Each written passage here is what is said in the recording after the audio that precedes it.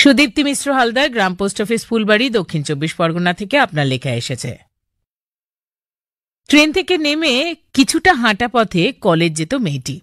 গুড়ি গুড়ি বৃষ্টি পড়ছে দেখে ব্যাগ থেকে ছাতাটা বের করতে গিয়ে দেখে যা নেই। কে যে সদয় হলো কে জানে।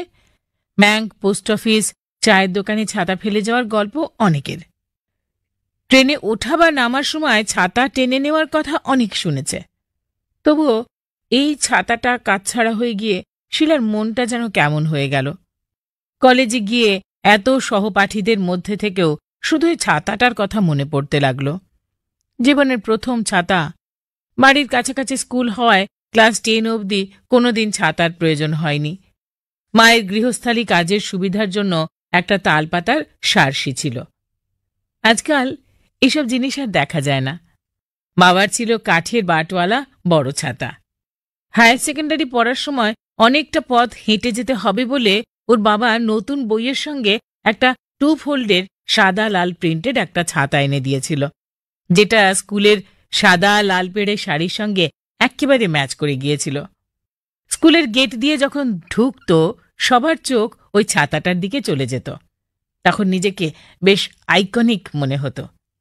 একে তো জীবনের প্রথম ছাতা, তার উপর বাবা দিয়েছেন। বাবা কর্মক্ষেত্রে দূরে কাজে থাকায় বাবার সান্নিধ্য খুব কম পেয়েছিল শিলা। সব ভাই বোনেরা বাবাকে ভয় করত, তাই যার যা কিছু দরকার হতো মায়ের কাছেই বলতো। বাবা যেন সংসারের আশ্রয়ে। বাবা যেদিন চিরতরে চলে গেলেন খুব কষ্ট পেল, কিন্তু আশ্রয় ছাড়া মনে হয়নি, কারণ মা শক্ত হাতে সংসারের হালটা ধরেছিলেন। বাবার অবর্তমানে ছাতাটা নিয়ে যখনই বেরিয়েছে তখনই বাবাকে মনে পড়েছে। ছাতার ধবধবে সাদা বাট একেবারে হাতের মুঠোয় মানানসই।